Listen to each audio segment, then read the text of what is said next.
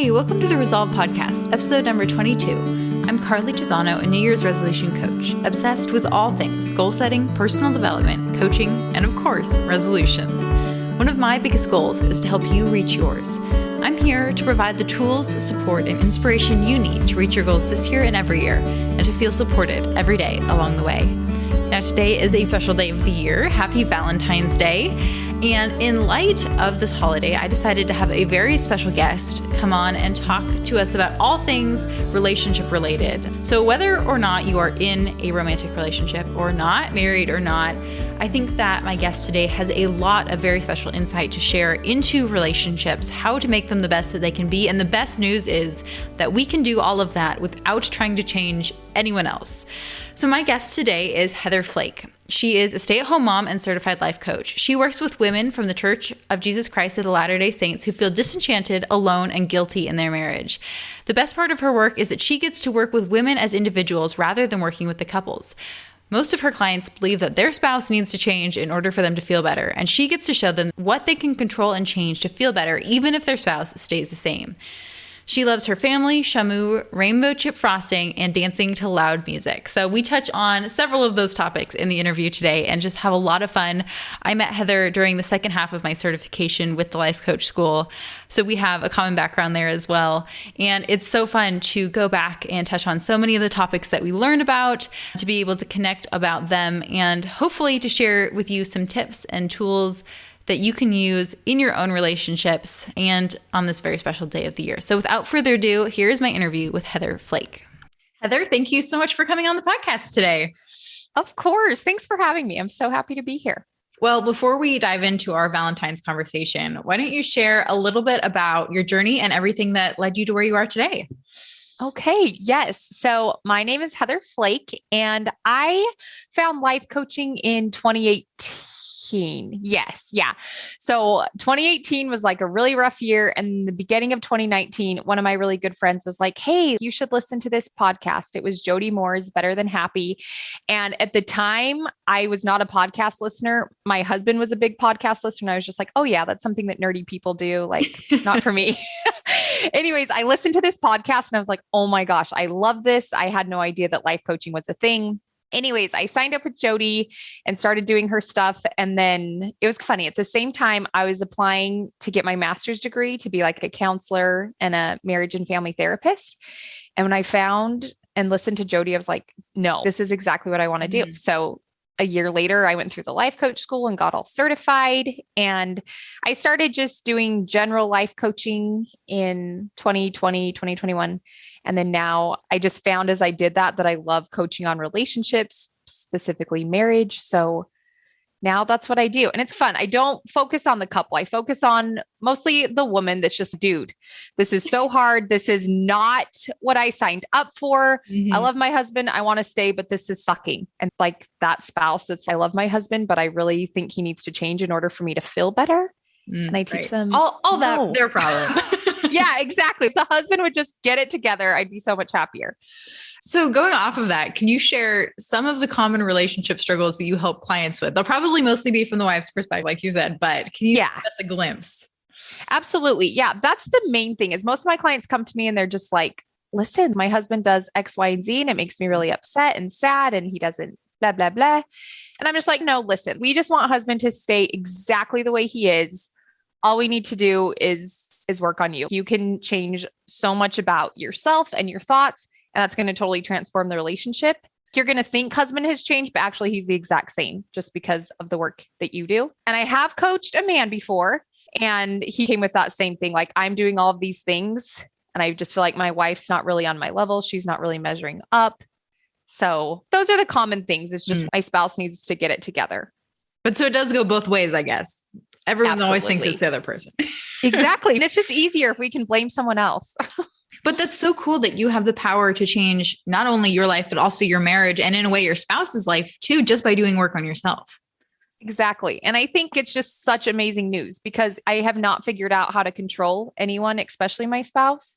It's pretty much impossible. So I think there's so much power in seeing what can you control, what can you change, and there's amazing results that happen just from you owning that side of it. Can you give us a further glimpse into that? Because I think there are some people out there who just don't believe that's possible, that it's obviously my spouse's problem and there's nothing I can do to have any impact on this whatsoever. So how does it work just changing yourself to change your relationship? Yeah. So for example, I just finished up I usually work with clients for 6 months and I started working, we just finished up this 6 months together and my client came and a lot of her struggles were my husband's just so unpresent. Like I get home from work and he's always on the phone or he's always playing video games and I'm working a full-time job. And then I come home and I'm supposed to make dinner and clean the house. And she was just on the verge of, I'm going to divorce this dude because this is just not working out. And so we just started unpacking her beliefs. What really is this about for you? Because I think always when they come in, it's like my spouse, right? This is all of the crap my spouse is doing. And it's hard for us to see how we're feeding into that cycle or contributing in that kind of rhythm that we're in. And so with this particular client, we just debunked a lot of her stories and beliefs that she'd had, honestly, since she was a little girl.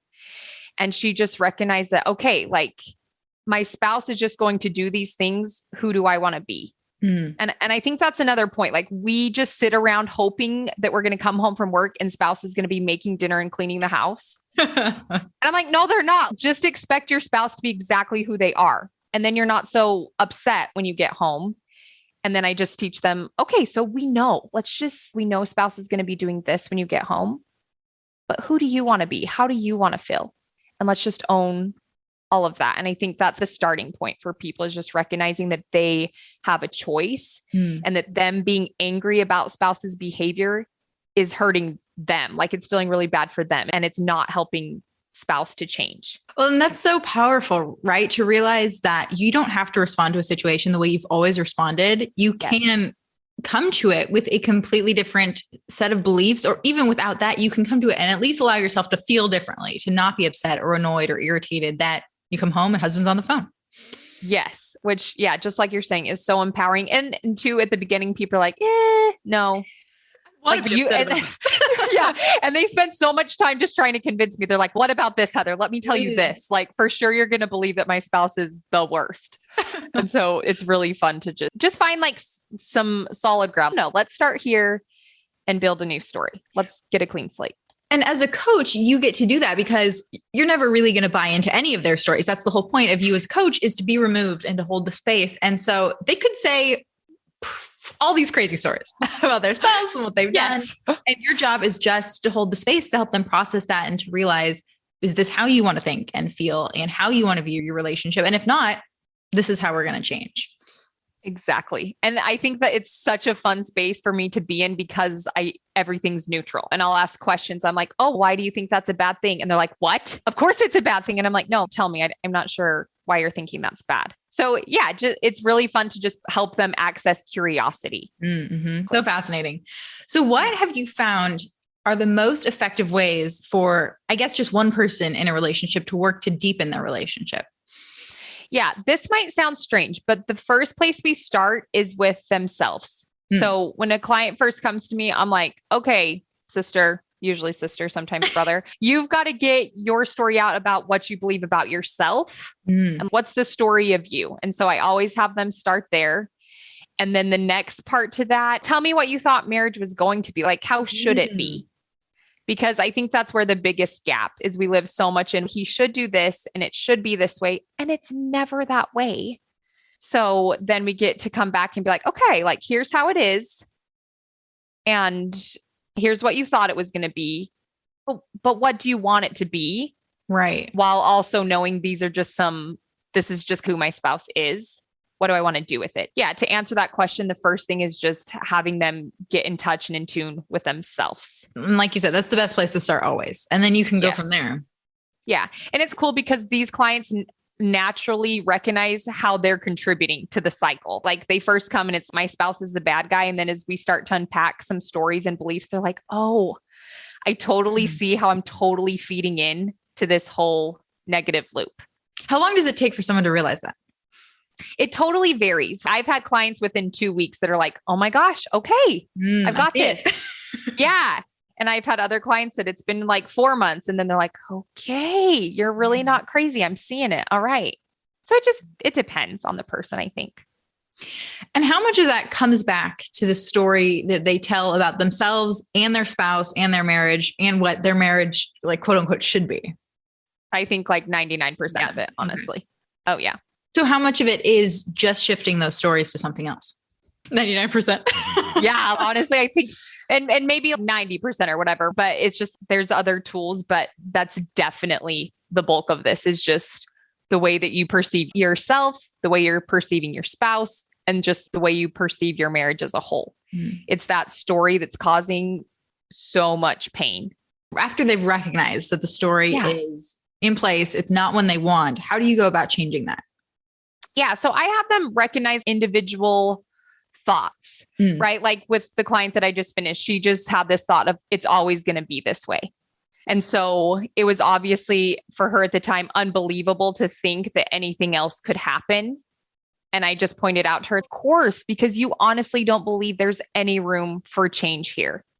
So we just start to shift that belief in just like little micro steps. So maybe it's just like the next step is, hey, maybe it's possible that something might change here. And we just take baby steps to changing that thought. And then I just teach them that your brain is really good at scanning and collecting evidence to support your story. So hello, if your story is this is never going to change, guess what your brain's doing all day? Finding the evidence and supporting your crappy story. So if this is really what you want it to change, it's like, we're going to have to get rid of that story. And I find that some people, as weird as it sounds, it's like they really want to get rid of it, but they don't want to get rid of it. And so it's this process where I tell them, I'm like, you should grieve. Like I highly recommend taking some time to grieve what it's not, what you thought it was going to be and what you got. Let's like grieve that loss and just take time to process and feel that emotion. And then when you're done, let's decide, okay, this is what it is, but what do I want? And how am I going to make this happen for me? And options start to present that never were there before. Because as long as you're either believing nothing can change or that you're not in control of the change that is going to happen, because of course it's all them. Yeah. Then you're really just in a double bind. You're completely stuck. Yeah, exactly. And there's no hope. There's no reason to try anything because it's never going to work. Yeah. And so the alternative is you can let go of those stories and make a change for what you want, or you can stay stuck believing it's just impossible. Yeah. Yeah. How freeing. And I find it's so freeing. And I find a lot of time clients are like, oh my gosh, this is going to be so hard. And I'm like, no, what's really hard is how you feel right now and what you're doing right now. Hello, that's why you're here. That's really hard. Yeah. And I think once they just get a little taste, they're like, oh, it really is as easy as just being willing to put that story down. And I tell them, expect it to keep coming up. It's not like you're sending it down the disposal and it's never going to come back up. But the difference is when it comes, you don't attach meaning to it. You're just like, oh, no, brain. I'm so sorry. You missed the memo. We don't tell that story anymore. This is the updated version. Here we go. It's practice. It's just like anything. If you want to get good at something, you have to practice. It's practice. And I've heard people talk about meditation to say meditation isn't about the moments when your brain is free and you're not thinking about anything. It's the moment when your brain has wandered away and you have to bring it back. That's the actual practice of meditation, is getting better at doing that skill. And this is the same in that, sure, it's going to be great when you believe the new story and everything's all well and good, but the actual practice is so much more powerful of reminding yourself when the old thought comes up and bringing the new story front of mind again and choosing to believe that, because then that's a skill you can apply anywhere.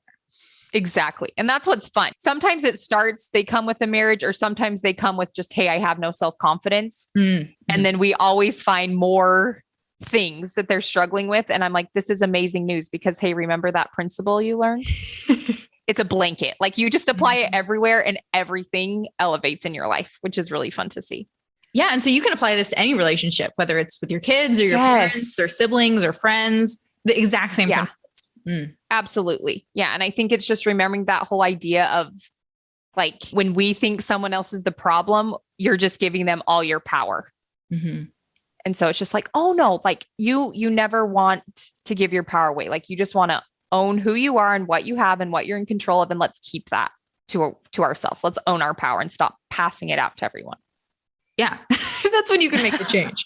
Yes, exactly. Yeah. Okay. I have noticed in coaching and just in normal life, meeting people and observing other people's relationship dynamics, that some people seem to feel love really easily, but they don't express it very well or at all, or they just seem to struggle expressing it to the other person in the relationship. So what recommendations would you have for someone like that? Yeah, I think that's an amazing question. The first thing I would do is I would just be really curious and I would ask myself, why? Like, why is it so hard for me to express love?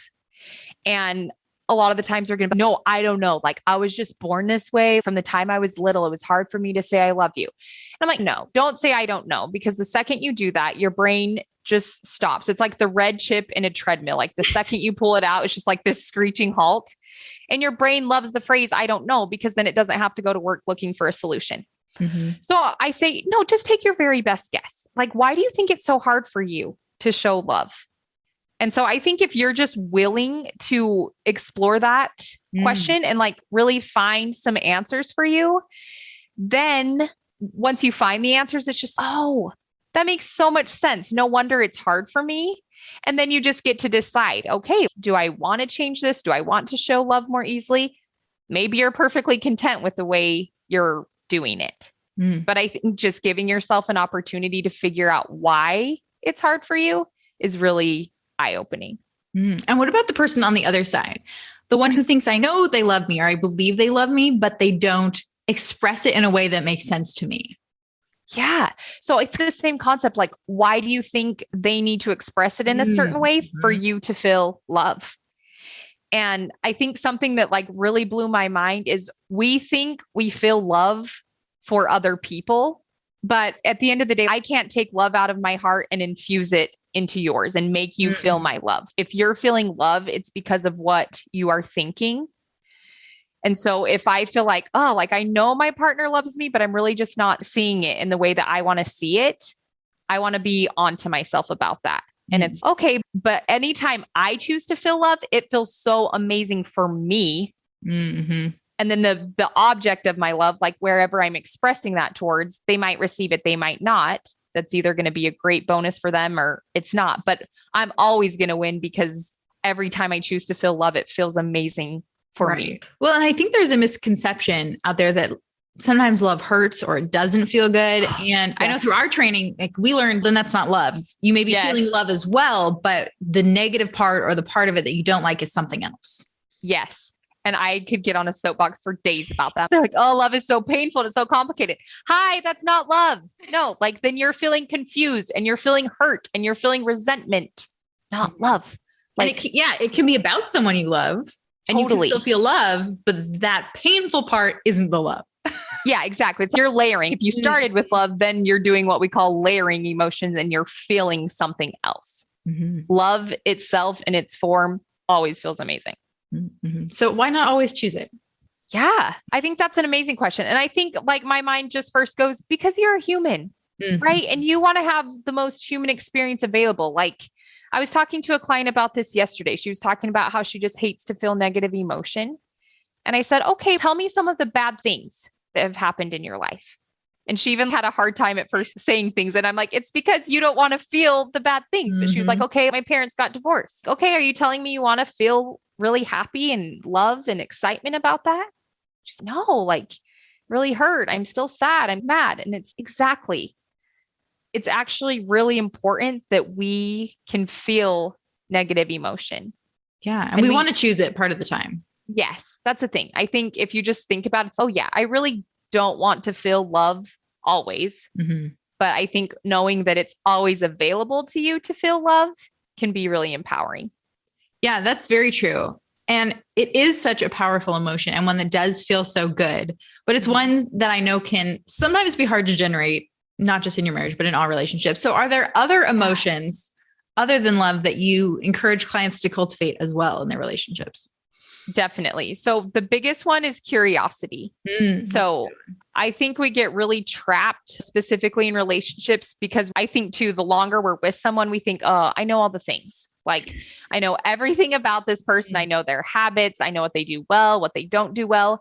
And so when we're not curious, I find that we're just assuming things and it's really easy to become resentful. And I did this work last year in my marriage and it was amazing to me. I was just like, no, I'm just going to be so curious as to why my husband loves playing this game that I think is the worst game on the planet. I'm just going to be so curious. Like, why do you love this? Why is this so fun for you?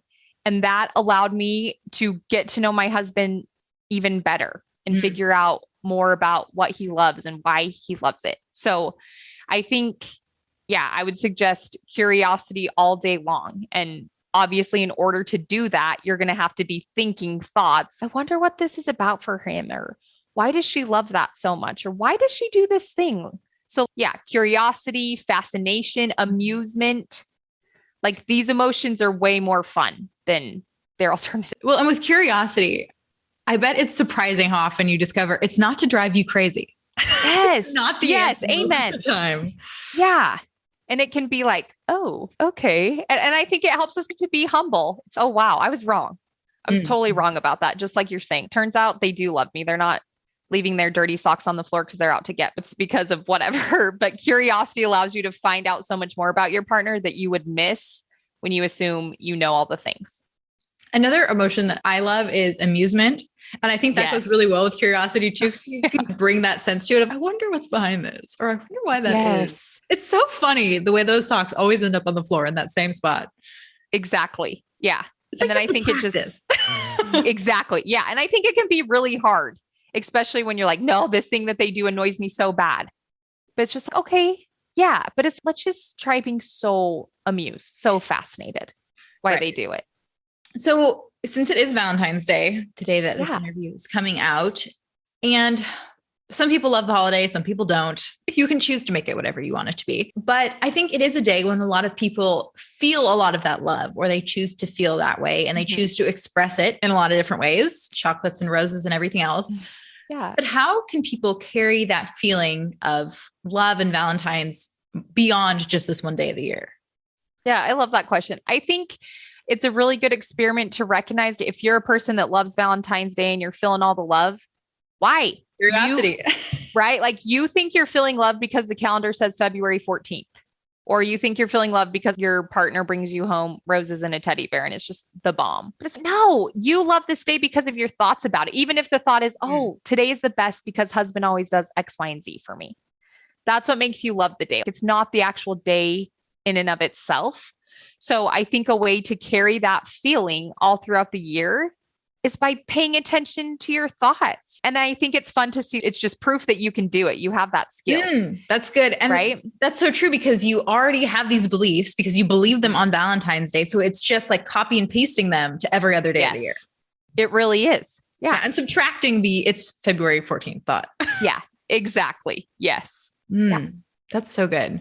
Okay. And I have to ask you, because I read the Love Languages book so long ago, years and years. Yeah. But it is such a fascinating concept and something that a lot of people talk about. So I have to ask, is that something that you use in your coaching practice? So I personally don't. I think the love languages, if that serves you and you love it, amazing. Use it. It's funny. A few months ago, my husband and I took the love language test for a date night. And we were talking about it. And then last week, someone asked us like, oh, what are your love languages? And I was like, Devin, what's my love language? There's your side. But I think for some people, it serves them really well. It's not something I use in my practice, but I say, if it works for you, use it. Yeah. If it brings that understanding or curiosity or love or appreciation, then do it. And if not, absolutely. It doesn't. Yeah. There's no right way to do it. Right. Except for the way that works for you. Okay. And then do you have any tips or advice for people who aren't in relationships on Valentine's Day or any other day of the year? Yes. What I want to say to you is recognize that you are a complete whole person. I personally do not like the idea of, oh, this other person completes me, or I'm a half to a whole. No, you're a whole entire complete person. Whether you're married, whether you're dating, you're single, you're widowed, you're divorced. Hi, you're a beautiful whole complete person. And so I think, especially if you're a single person and people are always saying February 14th, it's just like Singles Awareness Day and it's horrible. I want you to treat yourself on Valentine's Day and honestly, any day out of the year, how you wish if you had a partner, were in love with someone, how they would treat you. So write yourself a love letter and tell yourself why you think you are the most amazing human in the world, and get yourself a little treat. I think there's so much beauty in that, and just recognizing like, hey, I love you. I think you're so amazing. You don't need another person to complete you or to make you feel any certain way. Like, it's a gift you can give to yourself to just recognize you for the amazing whole complete human that you. And that's fascinating too, because you're so right. I think so often we treat ourselves much worse than we would ever let anyone else treat ourselves. And we have that double expectation for our spouse too, of we probably treat them worse than anyone else, or they see our worst side. Yeah, but we also expect them to treat us exactly the way we think they should, and the best of anyone ever. Yes. Yeah. That's something so interesting to carry with you. Mm-hmm. And once you really do that work on loving yourself and caring for yourself, whether it involves chocolates and roses and love letters or not, right, you can show up so much better in all your other relationships for your spouse, friends, kids, parents, and on. And then maybe they get a better side of you too. Yeah, I think that's so true, because I think a lot of the times the pain or discord we're feeling in a relationship really is so self-inflicted. We don't like ourselves, and we are counting on this person in the relationship to validate us enough so that we can finally feel that love, and it will never work. So that work really is to get to a place where you love and accept who you are. And then it's just a springboard. You have so much to give to the relationships in your life because you love and accept who you are. Mm-hmm. Wow. Thank you so much. That was so much really action-packed and thought and feeling-packed advice for anyone in any relationship, which of course we all are. So now I want to move on to the resolution round. So we'll talk a bit about goals and goal setting. But first of all, do you set goals or resolutions? And if so, what is that process like for you? Yeah. So I feel like at the beginning of a year, maybe this is how everyone feels, but I'm just like, oh, like the other night I wrote January 1st, 2022 in my journal. And I was like, oh, it feels so good. It's so refreshing, right? Like the first day of a new year. So the way I do it is I just have the beginning of a year, I have two focuses, where it's spiritual focus or physical or business or whatever. But then in the actual execution, I'm all about 30 to 60 day goals. Ooh, that's good. So I like that. Like years ago, I would make way too many resolutions. And then I'm sure you know all too well, like by March, I'm like, to heck with all of it. It's way too hard. I'm just going to be fat and slow, and it's easier. So yeah. So now I pick one thing, and then I break it down. I just decide, okay, is this reasonable? Can I do it in 30 days? Is it going to take me 60? And then I work backwards. I remember learning this in school, and I was so fascinated at the life coach school that they were like, listen, write out all the obstacles that you can imagine are going to be in your way when it comes to achieving this goal. I was like, what? That's genius. Like, I would always just set the goal and then hope that some fairy would come by and make it happen for me. And so working backwards and anticipating it, and then when it comes up, being like, oh yeah, I've already planned for this, I know what to do, makes it way more achievable. And I always view the list of obstacles as literally the step-by-step process to reaching your goal. Because if you overcome all of those obstacles, then reaching your goal is inevitable. So you can almost schedule them on the calendar to be like, I know that Thursday night, there's going to be cookies on the counter and I'm going to want to eat them. But if I am anticipating that and I can overcome that, the rest is just easy. Or you're on to the next obstacle to overcome. But yeah, I love that way of looking at goals too. Same.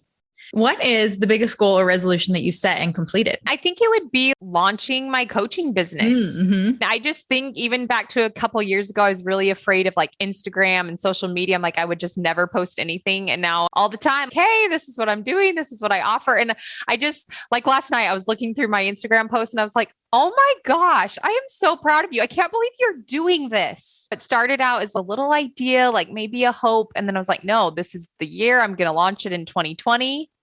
And I did. And then I've just been running with it ever since. And that's been amazing for me to see. Yeah. It's really fun. That's awesome. So what goal or goals are you working on right now, since we just started a new year? Yes. Okay. So my big one is I'm training for a triathlon. Wow. That is on March 26th. Coming up. And here's the fun part, you guys. Do I swim? No. Do I bike? No. Do I run? No, I don't do any of that. I'm a weightlifting cardio person. And for some psychotic reason, at the end of last year, I caught hold of this idea and I'm just thinking it would be this amazing thing for me to do because I don't know how to do any of these things. They don't come naturally to me. So yeah, I'm in the thick of that right now. Wow, that is so cool. Yeah, I'm stoked. And sometimes you're right, those ideas, they just, something triggers them or they really catch on. And you're like, I didn't see where this came from, but we're trying this new thing now. And it's always so fun and you grow so much. Yes. Yeah. And I think that's what I'm excited about. It's going to be hard and it's uncomfortable and I'm going to fail and I'm going to look like an idiot for so much of this.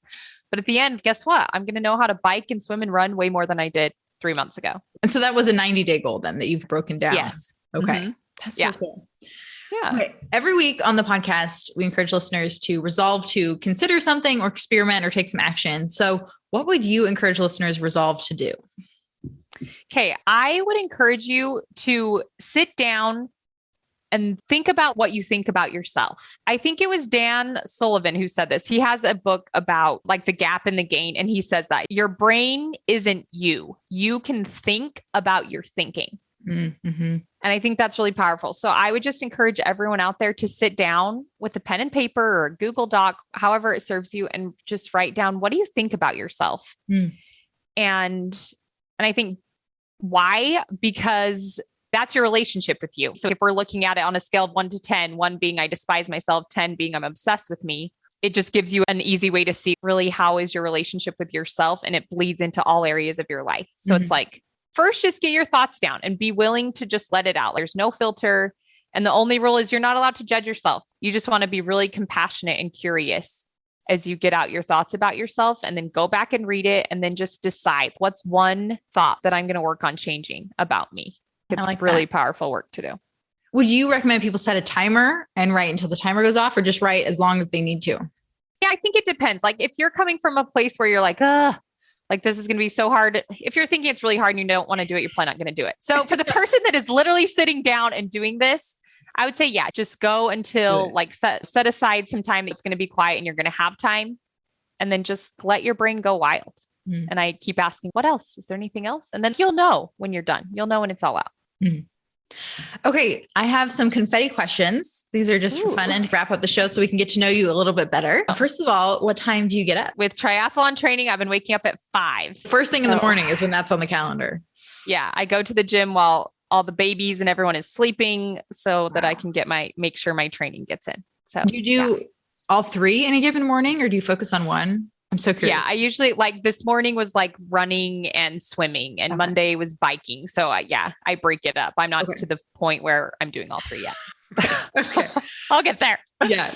When do you do your best work? I do my best work early in the morning. I'm definitely like a morning person. I love when it's quiet and I'm awake and I have alone time. That's when I do my best. Okay. So when you come back from the gym right now, is that giving you so much more energy to dive into everything else, or are you tired? Let's be honest. I'm pretty tired. And so I'm just like, but I have a plan. Like I know as soon as I get home, I like read and I do some thought work, and it's quiet. It's very motivating to me because everyone in my house is still asleep. Like I come home and it's dark and everyone's sleeping still. So I'm like, okay, this is my time. Well, and you have so much momentum, like exactly, literally and metaphorically, to just keep going. That's so cool. Yeah. So it's fun. What is the best piece of advice you've been given? Okay. I know this is funny, but my brain, like when I hear that, I go back to right after I had my second baby, I was really overwhelmed, and like the transition from 1 kid to 2, like just rocked my world. And I did not understand how adding this tiny human quadrupled my laundry, and my house was literally a nightmare all the time. And I just felt like I had no energy or time. And I was talking to my sister about it, who has 5 boys. And I was just like, crying about it. And she's like, Heather, listen, the dishes and the laundry, they will wait for you. They'll totally wait for you. And you will know when it's time to do them. And I was just like, okay, could just maybe take a deep breath, and that it just really helped me. And it's always stuck with me. And that's so true about so many things. Yes. To recognize and separate out the things that can't wait and the things that absolutely will. Yeah. That's such a refreshing perspective. Yeah. What do you do to rest?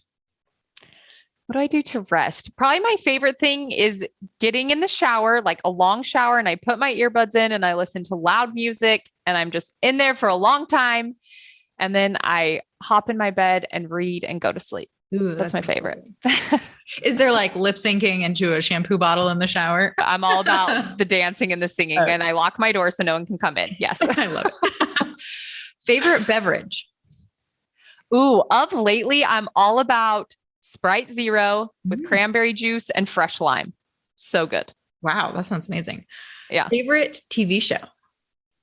Okay. I'm not a huge like TV show person because I get so stressed about all the episodes. This is ridiculous. I don't have all this time to figure out what's going to happen. So the latest show that I watched and I loved was Bless This Mess.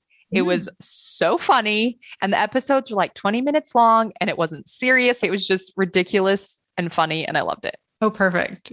That sounds great. What book has had the greatest impact on your life? Honestly, it would be the Book of Mormon. Like that book has helped me more than anything to just recognize who I am and why I'm here and my purpose. What book are you currently reading? I'm currently reading Becoming by Michelle Obama, which is so good. I'm loving it. And Better Than Happy by Jody Moore. I saw that you got that. That's so exciting. Yes, So it's really good. What is a win that you're currently celebrating that we can toast with you? Oh, today, you guys, I got in the pool. The swimming part of this triathlon is so intimidating and so scary for me. So even just like getting in the water and swimming is like, okay, I can do this. Such a win for me. How far is the swim? It's 400 meters. So that's okay. 16 back and forth. Oh, yikes. Yeah. Pray for me. I love that too. Getting in the pool is such a win. And it's one of those things where you could tell yourself, like, I just have to get in the pool. And then once you're in the pool, of course, you're going to swim a few laps. But just taking that first step is what makes the rest possible. Exactly. And I'm like, okay, you're already wet because half the time, I'm like, oh, Heather, just get out. I'm like, no, you're already soaking wet and it's so much work. It's going to be so much work. So just get in here and get it done. Yes. Okay. Well, definitely toasting that with you. So where can people go to find out more information about you and your work and all the amazing things that you're doing? Yeah. So you can just go to heatherflakecoaching.com.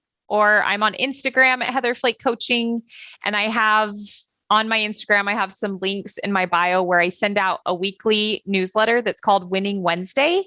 And it is just a quick tip for people to create a win in their relationship that week. Wow, that's so cool. It's fun. Well, Heather, thank you so much for taking the time to come and share all of your relationship advice, tips for Valentine's Day, and just all the wisdom that you have to share. No, thank you for having me on. It was so much fun. Such an honor to be here. So thank you. And that's a wrap on my interview with Heather Flake. I hope that you were able to take away some insight for your own life and your own relationships, whether they're romantic or not, and apply it not only on this very special day of the year, but on every other one as well. I don't particularly care one way or the other for Valentine's Day, but I love that it is the perfect day at which you can assess and evaluate your relationships, express your love and affection, and especially if you have a special someone. Just like I love how New Year's Day is the perfect opportunity to assess and evaluate your life in the context of your goals and everything else that you ultimately want. And it is such a fun microcosm on which you can examine something that matters a lot to you. So I wish you a very happy Valentine's Day. And I challenge you to do exactly what Heather said, to look at your thoughts about yourself. And once you've really taken the time to do that, to examine your thoughts about yourself in the context of all of your relationships, romantic or otherwise. It's such a powerful work that we can do. And the best news is we can do it all by ourselves. And with that, thanks for tuning into the Resolve podcast. You can follow me on Instagram at Carly Tizano. I would love to connect with you. Don't forget to rate and review. It really helps other people find the show. And subscribe if you haven't already so that you don't miss another great episode next week. For the show notes or additional support in reaching your goals, check out carlytizano.com. Until next time, here's to all that lies ahead.